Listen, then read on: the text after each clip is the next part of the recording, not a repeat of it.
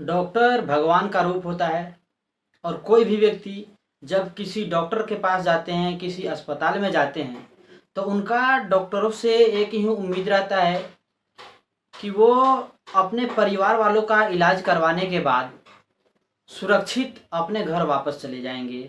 मतलब उनका एक सपना होता है, उनका एक भगवान से प्रार्थना होता है, उनका डॉक्टरों से निवेदन होता है कि वो किसी तरह से इलाज करे और पेशेंट ठीक हो जाए और पेशेंट वाले अपने पेशेंट को लेकर के सुरक्षित घर चले जाए। डॉक्टर भगवान होते हैं, भगवान का दूसरा रूप डॉक्टर है और भगवान की तरह कोई काम करने वाला, भगवान की तरह कोई उपकार करने वाला कोई व्यक्ति है तो वो एक डॉक्टर है। ऐसा मैं भी कहता हूँ, आप भी कहते हैं और सिर्फ मैं, आप ही नहीं बल्कि हमारे और आपके साथ साथ दुनिया के सारे लोग कहते हैं। मैं ऐसा क्यों बता रहा हूँ, ये सारी बातों की जानकारी मैं आपको बताऊंगा। उससे पहले बता दें, मेरा नाम ओम प्रकाश कुमार है और आप देख रहे हैं अपना देश भारत। सबसे पहले आप सभी को अपना देश भारत में स्वागत है। आपसे रिक्वेस्ट है कि अभी तक आप हमारे चैनल पे नए हैं, हमारे चैनल को सब्सक्राइब नहीं किए हैं तो चैनल को सब्सक्राइब कीजिए, नोटिफिकेशन ऑन कीजिए ताकि आने वाली हर खबरों की जानकारी आप तक पहुंचता रहे। खबर एसआरएन अस्पताल उत्तर प्रदेश के प्रयागराज जिला का है, जिसमें एक महिला अपने बहू की इलाज करवाने के लिए एसआरएन अस्पताल प्रयागराज में गए थे।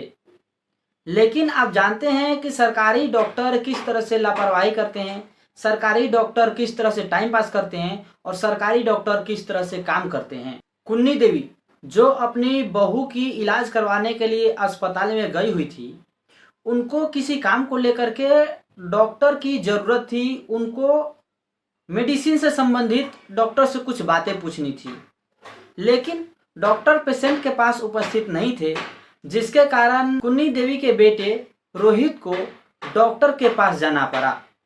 आप समझ सकते हैं कि जब डॉक्टर पेशेंट के पास ना हो तो पेशेंट के परिवार के कोई भी लोग डॉक्टर के पास जाएंगे ही जब किसी बात की जानकारी लेनी हो या फिर जब कोई समस्या खड़ा हो। दवा की जानकारी लेने के लिए, डॉक्टर से पूछने के लिए रोहित कुमार डॉक्टर के ऑफिस में जाते हैं, जिस बात को लेकर के डॉक्टर साहब गुस्सा हो जाते हैं।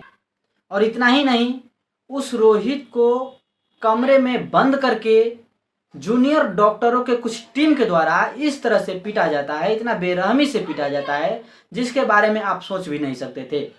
माँ रोती रहती है, चिल्लाती रहती है, अपने बेटे को बचाने का प्रयास करती रहती है, लेकिन उन गुंडों डॉक्टरों के द्वारा महिला के बेटे रोहित को बेरहमी से लगातार पीटा जा रहा था। वो कोई नहीं सुन रहे थे। लाख प्रयास कर रही थी माँ कि वो अपने बेटे को बचा सके, माफ़ी भी मांगी, लेकिन डॉक्टरों ने उस महिला का कुछ नहीं सुना। आखिर उस महिला का क्या गलती थी? उस महिला के बेटे को क्यों पीटा गया? क्या एक बात पूछना, मेडिसिन की जानकारी लेना गलत है? जब गलत है तो सरकारी हॉस्पिटल में सरकारी डॉक्टर क्यों बैठे हुए हैं और जनता का पैसा क्यों खा रहे हैं? डॉक्टरों को जो पेमेंट मिलता है, जो सैलरी मिलती है, वो हर राज्य के जनता का पैसा होता है, न कि किसी सरकार का पैसा होता है। गुंडे डॉक्टरों के द्वारा किस तरह से पीड़ित रोहित को पीटा जाता है, आप इस वीडियो को देखिए, फिर आपको समझ में आएगा कि डॉक्टरों ने किस तरह से एक पेशेंट के साथ गुंडागर्दी कर रहा है।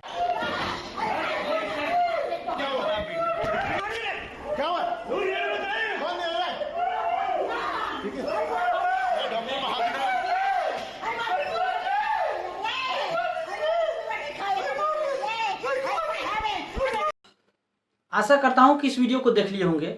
इस वीडियो में आप लोगों ने देख लिया होगा कि किस तरह से पीड़ित रोहित को डॉक्टरों के द्वारा पीटा जा रहा है, आखिर क्यों पीटा जा रहा है। और इतना ही नहीं, यहाँ पर कुछ लोगों के द्वारा वीडियो बनाने का भी प्रयास किया जा रहा था, लेकिन जो लोग वीडियो बना रहे थे उन लोगों से मोबाइल छीनने का भी कोशिश किया गया। ये है उत्तर प्रदेश के सरकारी अस्पताल का कार्य प्रणाली और डॉक्टरों का गुंडागर्दी, कि वो लोग किस तरह से पीड़ित परिवार के ऊपर हमला कर रहे हैं। एक गुंडे की तरह, एक डाकू की तरह, एक हत्यारा की तरह इतना बेरहमी से पीट रहे हैं जिसका कुछ लिमिट नहीं। इतना ही नहीं, पीड़ित रोहित को इतना पीटा जाता है उस डॉक्टरों के द्वारा कि उनका गंजी से लेकर के शर्ट तक पर्चा पर्चा फट जाता है।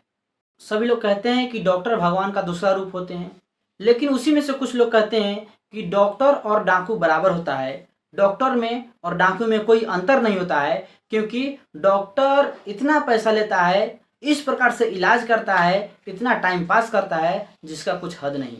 और आज का जो डॉक्टर का करतूत रहा उसको देख करके आप भी समझ गए होंगे कि डॉक्टर भगवान का दूसरा रूप होते हैं या फिर डॉक्टर डाकू होता है। बाकी उत्तर प्रदेश की इस अस्पताल के बारे में आपका क्या राय है, आप कमेंट करके ज़रूर बताइएगा। हम मिलेंगे आपसे अगली खबरों के साथ। तब तक के लिए बहुत बहुत धन्यवाद जो आप अपना कीमती समय देकर के हमारे साथ जुड़े रहे। जय हिंद।